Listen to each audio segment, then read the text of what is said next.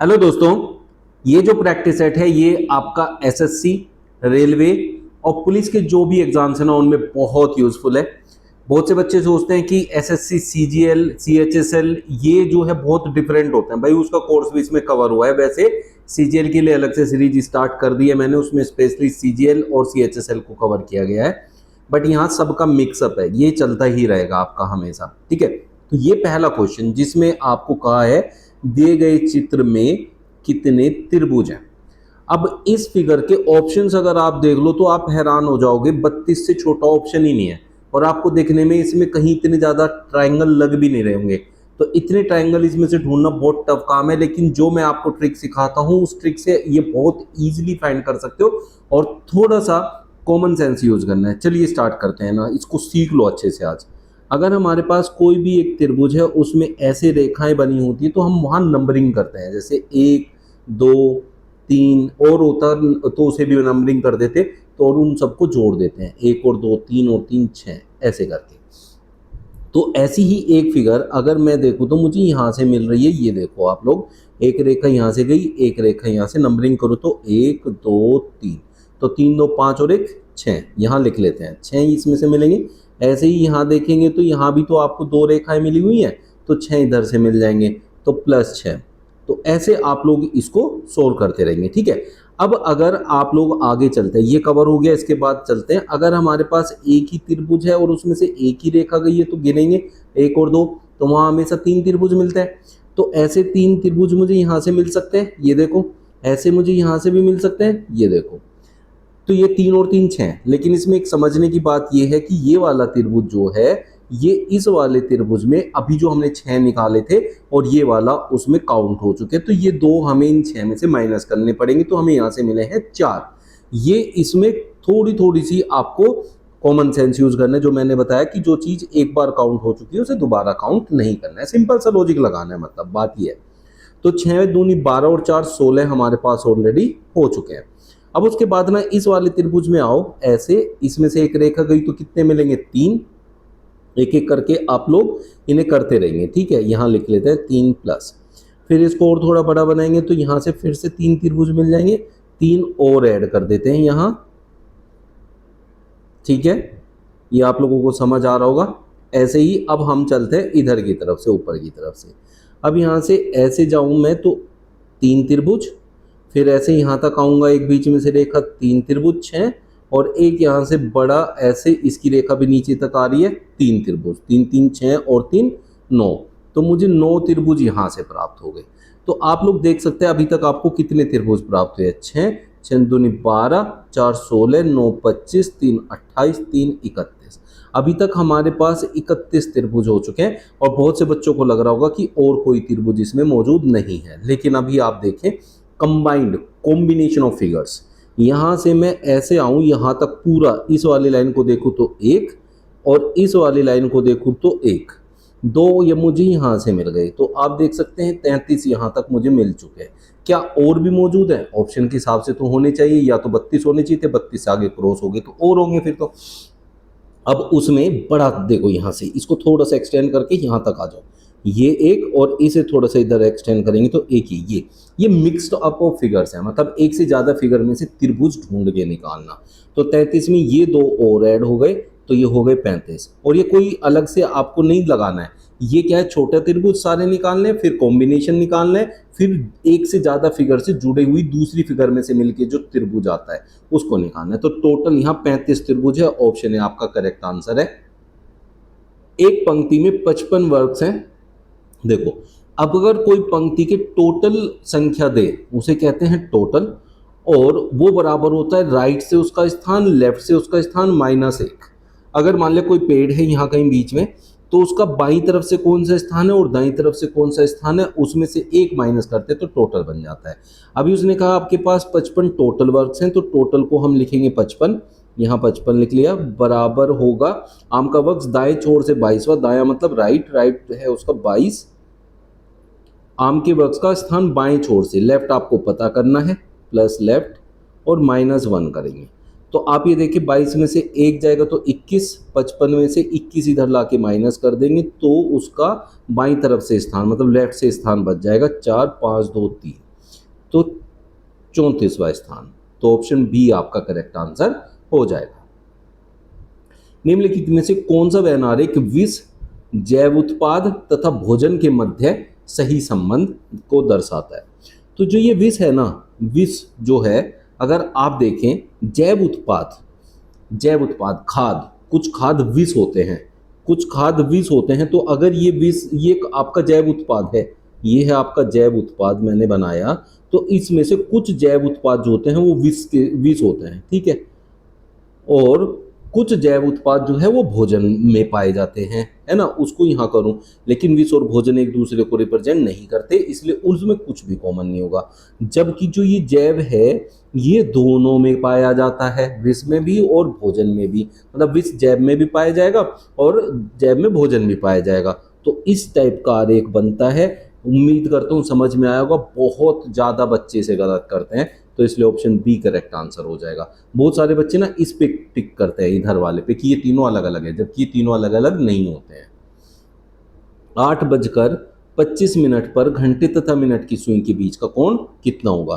तो इसके लिए आपको ये समझना पड़ेगा कि अगर आपके पास ये देखो, ये एक सुई, घंटे की दीवार की घड़ी की पिक्चर है, ठीक है, ये 3 है, ये यहाँ 4, ये यहाँ 5। अब उसने कहा 25 मिनट, 25 मिनट कहाँ होती है? 5 पे होती है। तो ये मिनट की सुई पूरे 5 पे आएगी, जबकि ये 6, ये 7, ये 8 और ये 9। और जो घंटे की सुई होगी वो 8 से थोड़ा सा आगे चली जाएगी, क्योंकि जब 8 बजते हैं, पूरे 8 बजने पे 8 के सामने होती है, फिर थोड़ा थोड़ा आगे जाती रहती है। तो अब इनके बीच में देखना कितने गैप है। एक ब्लॉक ये है, एक ब्लॉक ये है, एक ब्लॉक ये है और 3 ब्लॉक हो गए। एक ब्लॉक बच्चों 30 डिग्री का होता है, ऐसे 3 ब्लॉक बन गए, तो 90 डिग्री का कोण तो ये बन गया सीधा सीधा। बहुत से बच्चे सोचेंगे 90 डिग्री ही होता है, और करते भी है। लेकिन जो ये हिस्सा है ना, यहाँ होनी चाहिए थी और यहाँ पहुंच गई। जो ये हिस्सा होता है, कितने आगे ये जाती है, ये जुड़ेगा इसमें, इनसे आगे, क्योंकि जब मिनट की सुई पीछे हो और घंटे की आगे, तब हमेशा ये गैप बढ़ जाता है। और इस गैप में कितना कोण होता है? वो होता है जितनी मिनट उसका आधा। जैसे 25 है तो 25 का आधा होता है, तो हो गया 12.5। अब ये देखना है कि घंटे की सुई आगे है तो 12.5 जुड़ेगा। जैसे यहाँ घंटे की सुई आगे थी, घंटे की सुई कहाँ थी भाई? यहाँ थी, यहाँ। और जबकि कहाँ होनी चाहिए थी? 8 बजे। 8 बजे कहाँ होती है? वो यहाँ 8 पे। तो इतना गैप बढ़ गया ये ब्लैक और ब्लू के बीच में।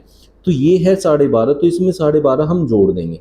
तो 90 में जब ये 12.5 जुड़ेगा तो हो जाएगा 102.5। तो आपका आंसर हो जाएगा ऑप्शन बी। लुप्त संख्या ज्ञात कीजिए। 534 से 543, फिर 559, 584, 620। अब यहाँ देखो, एक स्टेप, 2 स्टेप, 3 स्टेप में भी ये संख्या 500 की लाइन में ही रही, 500 से आगे नहीं गई। चौथे स्टेप में जाके 500 से आगे गई।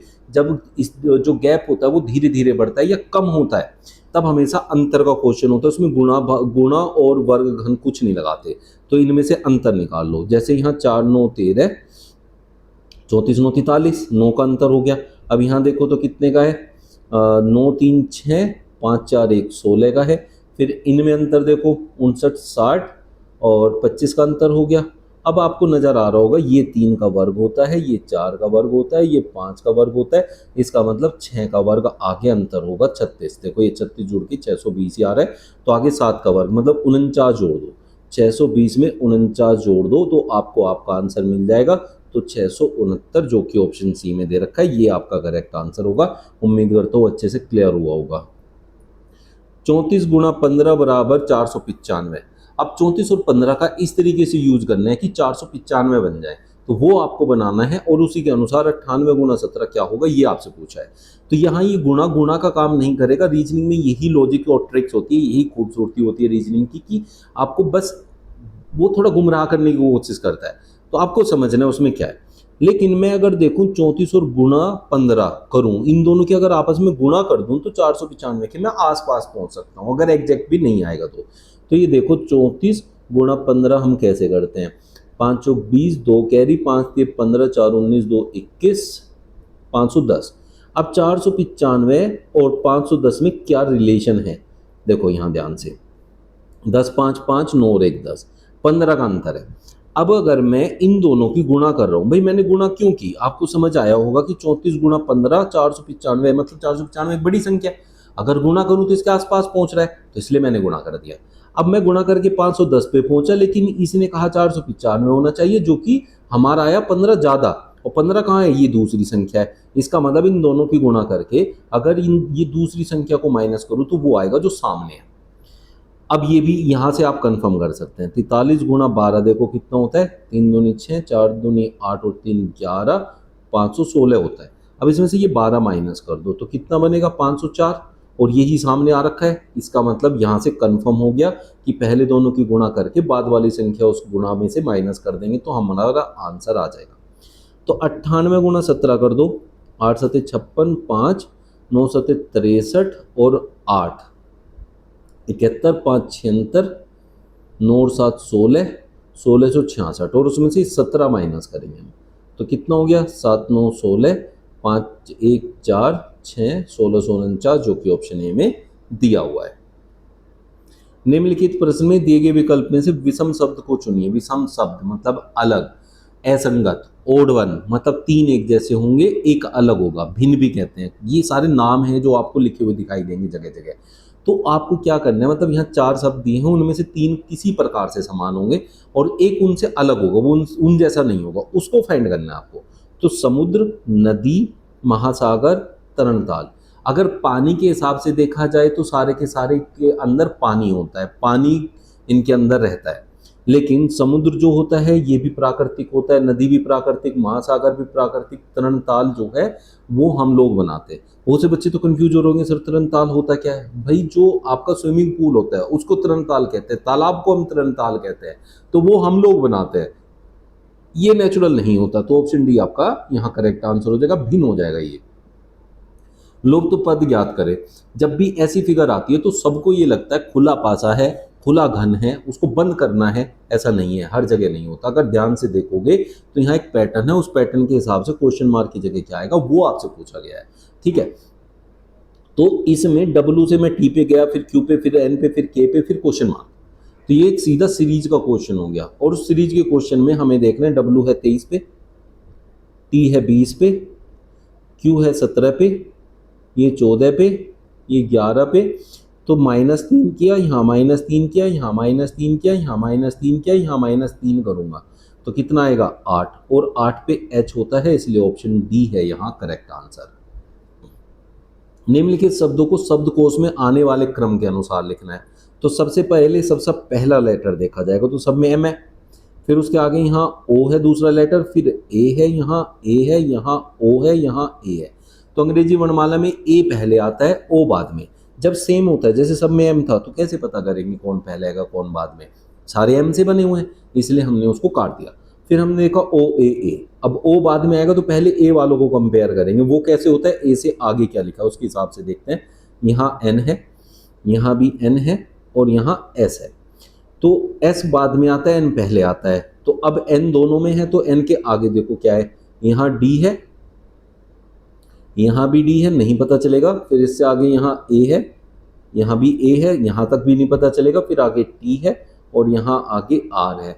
T बाद में आता है कि R बाद में आता है? भाई R 18 पे होता है, T 20 पे होता है, तो ये पहले आएगा, उसके बाद ये आएगा, फिर उसके बाद ये आएगा। तो हम सबसे पहले लिखेंगे 3, फिर लिखेंगे 2, फिर लिखेंगे 5। अब O वाले में देखेंगे, O वाले में आगे इसके B है, O वाले में आगे N है, तो B पहले आता है तो 1 नंबर और यहाँ 4 नंबर। 3 2 5 1 4, 3 2 5 1 4 ऑप्शन ए में दिया हुआ है, ये करेक्ट आंसर होगा। निम्नलिखित प्रश्न में अक्षरों का कौन सा समूह रिक्त स्थानों पर क्रमवार रखने से दी गई अक्षर श्रृंखला को पूरा करेगा? तो इसमें सबसे पहले काउंट करने कितने प्लेसेस हैं, फिर बनाएंगे पेयर्स। 1 2 3 4 5 6 7 8 9 10 11 12 13 14 15 16 17 18। 18 है तो 3 3 के पेयर बना दो, 3 3 3 3 3। अब आप देखो यहाँ पे कहीं कुछ रिपीटेड मिल रहा है तो रिपीट वाला क्वेश्चन होगा। जैसे इसमें लास्ट में L है, इसमें भी लास्ट में L है, इसमें भी लास्ट में L है, तो इसमें भी लास्ट में L ही होना चाहिए। तो ये हो गया MNL। तो MNL होता है, यहाँ तो MNL है नहीं, यहाँ M है तो NL हो जाएगा, ये हो सकता है। और यहाँ भी MNL हो सकता है। तो लेकिन यहाँ M दूसरे पे है जबकि यहाँ N दूसरे पे है, तो इसका मतलब दूसरा चौथा और छठा एक जैसा है। और यहाँ किसकी कमी है, N की, NML NML और यहाँ NML, ये एक जैसे हैं, तो रिपीटेड है, पहला तीसरे से, फिर पांचवे से, और दूसरा चौथे और छठे से। तो हमने क्या क्या यूज किया वो हमारा आंसर होगा NMN। देखो NMNNNL इनका यूज किया है, NMN जो कि ऑप्शन डी में दिया हुआ है। 6 लड़के PQRSTU एक पंक्ति में उत्तर की ओर मुंह करके खड़े हुए हैं। अब देखो ये है पूर्व, ये है पश्चिम, ये है उत्तर और ये है दक्षिण। अब वो सारे उत्तर की ओर मुंह करके खड़े हैं, तो मतलब सामने की तरफ ऐसे मुंह करके। 1 2 3 4 5 6 लोग हैं, तो 6 जगह बना लो यहाँ। उसने कहा P तथा Q पहले या दूसरे स्थान पर नहीं है। इधर से देखोगे तो पहला दूसरा कौन होगा, इधर से देखोगे तो पहला दूसरा ये होगा, और इधर से पहला दूसरा ये होगा। पहले दूसरे पे नहीं है, तो इसका मतलब बीच में होंगे। तो अगर यहाँ P होगा तो यहाँ Q होगा, और अगर यहाँ Q होगा तो यहाँ P होगा, मतलब ये बीच में है दोनों। ठीक है, R तथा S हमेशा साथ है, R और S दोनों साथ में रहेंगे। ठीक है, R के पास S रहेगा, मतलब सीधा सा यह बात है। तथा R एक छोर पर है, R या तो यहाँ है या तो यहाँ है। उसने कहा एक छोर पर, उसके साथ S होना चाहिए। R के दाएं S नहीं है, R के दाएं S नहीं है, तो R के दाएं S नहीं है तो S के दाएं R होगा। तो मैं अगर S को यहाँ बना दूं तो R यहाँ बनेगा। ठीक है, अब अगर मान लिया हम S को यहाँ बनाते तो R के दाएं S हो जाता। ठीक है, तो इधर R को नहीं बना पाएंगे, तो इसे हटा दो यहाँ से, RS इधर नहीं होंगे, RS की जगह हमें मिल गई जो कि इधर है। ठीक है, समझ आ गया आप लोगों को। अब बात करते हैं यहाँ, अब हमारे पास दो बचे हैं। कौन कौन बचे हैं, वो हमारे पास है T और U। या तो U यहाँ होगा या तो T यहाँ होगा, फिर अगर T यहाँ होगा तो U यहाँ होगा। ठीक है, ये होगा। अब उसने कहा पश्चिमी छोर पर, देखो पश्चिम किधर है, इधर की तरफ, तो इधर की तरफ पश्चिमी छोर पर कौन खड़ा है, या तो U खड़ा है या तो T खड़ा है। देखो दो व्यक्ति है ना यहाँ, किसी की प्लेस डिफाइन नहीं है। तो ऑप्शन 4 देखें जरा, ऑप्शन 4 में क्या लिखा है, T या U, यही हमारा आंसर हो जाएगा। ये है हमारा करेक्ट आंसर। दी गई आकृति में कौन सी संख्या ऐसा ठंडा पेय जो काला तथा मीठे को दर्शाती है। पेय, ठंडा, मीठा या काला, तो मतलब सब में कॉमन चाहिए। सब में कॉमन तो एक ही संख्या दिखाई दे रही है 7, वो इसमें भी आ रही है, इसमें भी आ रही है, इसमें भी आ रही है और इसमें भी आ रही है, तो इसलिए 7 आपका करेक्ट आंसर हो जाएगा यहाँ। निम्नलिखित आकृतियों का अध्ययन करें और संख्या 2 के सामने आने वाली संख्या को ज्ञात करें। तो आप लोगों को देखना है 2 के सामने कौन आएगा। अब हम देखें कि यहाँ आपको ऐसी दो पासे की स्थिति देखनी जिसमें दो संख्याएं सेम हो। अगर दो संख्याएं सेम होती तो इजी हो जाता है। जैसे अगर मैं देखूं यहाँ 3 और 6 कॉमन है और यहाँ भी 3 6 कॉमन है। अगर इस पासे की दो स्थिति में दो संख्याएं और इसकी दो संख्याएं आपस में सेम हो तो इसकी बची तीसरी जो कि 2 है और इसकी बची तीसरी हमेशा एक दूसरे के विपरीत होती है। तो 2 के विपरीत 5 हो जाएगा, तो ऑप्शन सी करेक्ट आंसर हो जाएगा हमारा। अब अगर हम दूसरी और तीसरी देखें ना, थोड़ा सा आगे चले, 5 3 कॉमन है, 5 3 कॉमन है, तो यहाँ का 6 यहाँ का 4 के विपरीत हो जाएगा। तो 6 हो गया 4 के विपरीत, तो बचा क्या 1 और 3, वो एक दूसरे के विपरीत हो जाएंगे। तो ऐसे करके आप सब पता कर सकते हैं कौन किसके विपरीत है। शब्द इंस्ट्रूमेंट में ऐसे कितने अक्षर युग्म हैं जिनके प्रत्येक के मध्य उतनी ही वर्णाएं हैं जितनी अंग्रेजी वर्णमाला में आते हैं। ये आप लोगों का जो है होमवर्क है, आप लोगों को कमेंट करके बताना है इसका क्या आंसर होगा। देखते हैं कितने बच्चे इसका आंसर सही देते हैं। कल फिर नए प्रैक्टिस सेट के साथ मिलेंगे। Thank you.